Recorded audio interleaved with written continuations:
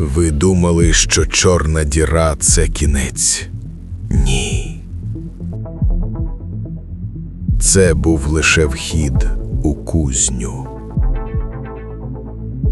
У кузню, де переплавляють цілі світи.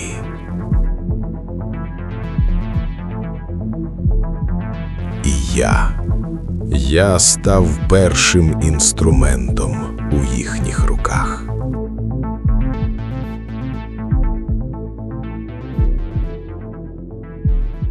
Розділ 1. Привид у порожнечі. Тиша. Ви коли-небудь чули справжню тишу? Не ту, що в порожній кімнаті, а ту, що панує за мільярд світлових років від будь-якої живої зірки. Там, де простір-час викривляється під вагою прадавніх таємниць. Наш розвідувальний корабель «Гермес» дрейфує в цьому ніщо. Навігатор показує порожнечу, але наші очі бачать інше. Подивіться на прилади. Капітан Марк, чоловік із сивиною на скронях у своєму темно-сірому комбінезоні, стискає штурвал.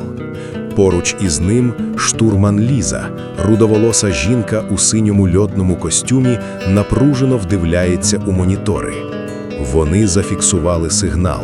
Не радіохвилю, а гравітаційне відлуння. Наче хтось величезний щойно зробив вдих. Гігант прокидається. Марк вмикає маршеві двигуни, і раптом темрява розступається. Те, що ми спочатку прийняли за аномалію, виявляється спорудою. Сказати, що вона величезна – це не сказати нічого. Це гігантське кільце, зроблене з невідомого чорного металу, що поглинає світло. Воно охоплює мертву зірку, наче обручка. Ми називаємо це ковальство богів. Титани – цивілізація, що зникла задовго до народження нашої сонячної системи, залишили цей об'єкт тут. Мільярди років він мовчав, але зараз він почав будувати щось нове. Ми бачимо, як з розпеченого газу та металевого пилу прямо на наших очах за півхвилини збирається ідеальна дзеркальна сфера. Ліза намагається проаналізувати структуру сфери. «Воно не реагує на жодну відому мову», – каже вона, поправляючи рудий хвіст. «Але воно транслює один і той самий код. Глянь на монітор».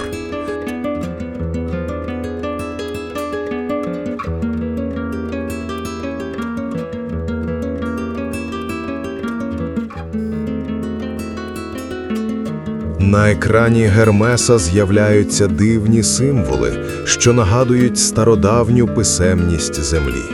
Навігатор Марк дивиться на них, і його обличчя блідне. Він знає цю мову. Його жетон на шиї починає вібрувати, реагуючи на магнітне поле станції.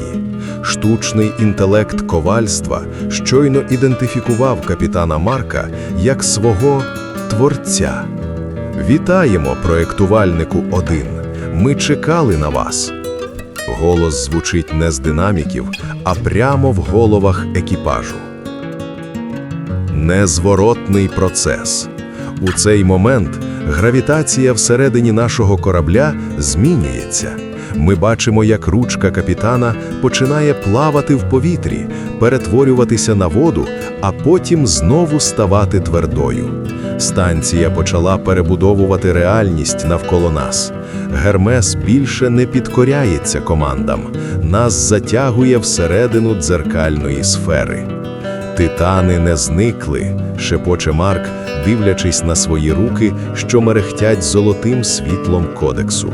«Вони просто чекали на ключ, і ми щойно його принесли».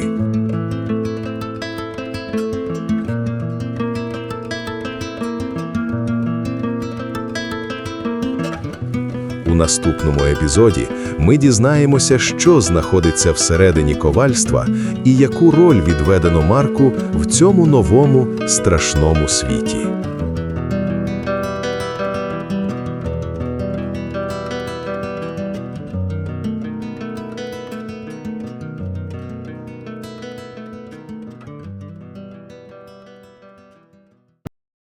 Розділ 2. Серце дзеркальної безодні. Ми очікували удару, зіткнення, темряви. Але коли Гермес перетнув дзеркальну поверхню сфери, реальність просто розчинилася. Подивіться на прилади. Вони збожеволіли. Швидкість нескінченна, маса нульова. Ми всередині об'єкта, який заперечує всі закони Ейнштейна. Капітан Марк, чиє обличчя тепер мерехтить золотими відблисками інтерфейсу, намагається втримати корабель. Його темно-сірий комбінезон здається чорним у цьому дивному світлі. Поруч Ліза. Її руде волосся буквально стоїть дибки від статичної напруги. «Марку, поглянь вперед!» – кричить вона. І те, що ми бачимо, неможливо описати словами. Фабрика реальності. Перед нами серце ковальства. Це не цех і не завод. Це гігантський океан рідкого світла, з якого піднімаються структури, схожі на фрактали. Бачите ці нитки? Кожна з них – це потік чистої енергії, що плете каркас майбутньої планети. За півхвилини ми спостерігаємо процес, який у природі триває мільярди років, від хмари розпеченої плазми до формування твердої кори.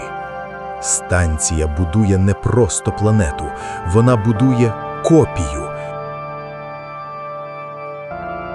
Ліза вдивляється в розрахунки.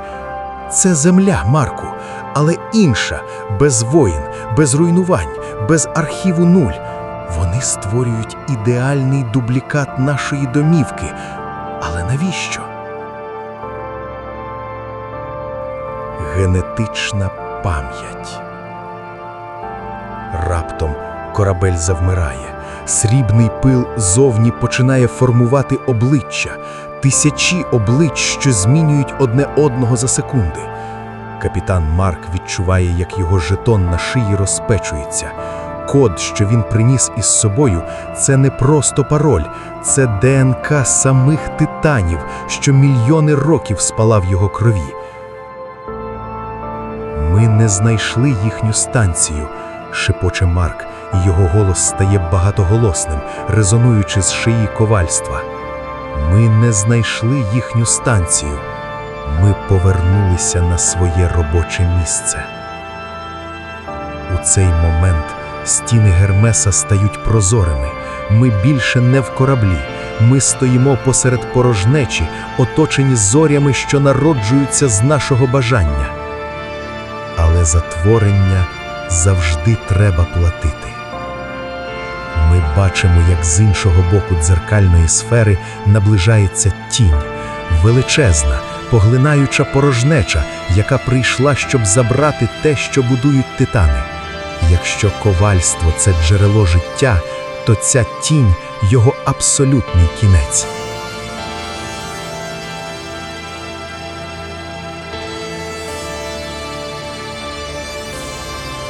Марк розуміє, щоб завершити будівництво нової землі, він повинен стати частиною механізму. Назавжди. Ліза тягнеться до нього, але її рука проходить крізь нього, як крізь дим. «Лізо, ну!» Але він вже не чує. Він дивиться на нову планету, що сяє в його долонях.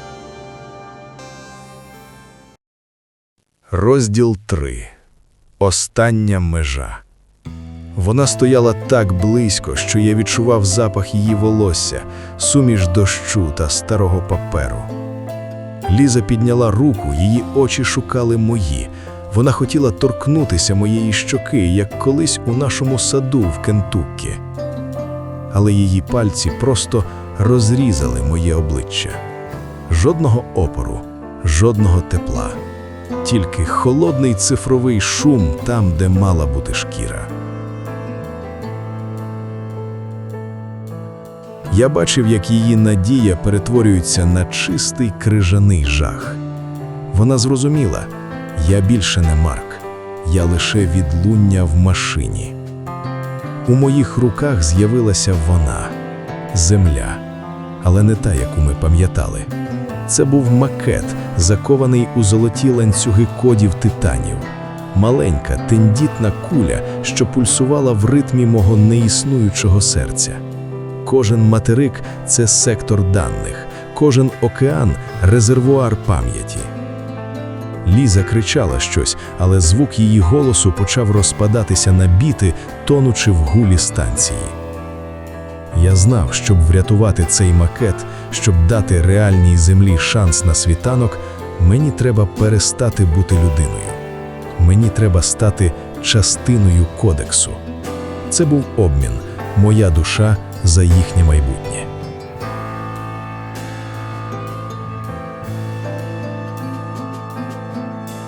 Я зробив останній вдих, хоча мої легені вже давно не потребували кисню. Я заплющив очі, утримуючи її образ в найтемнішому куточку своєї пам'яті. Золоті нитки з макету почали впиватися в мої вени, випиваючи залишки моєї людяності. Я розсипався на мільярди пікселів, стаючи самим світлом, самою програмою Всесвіту. Прощавай, Лізо. Можливо, в наступному циклі ми знову будемо з одного тіста.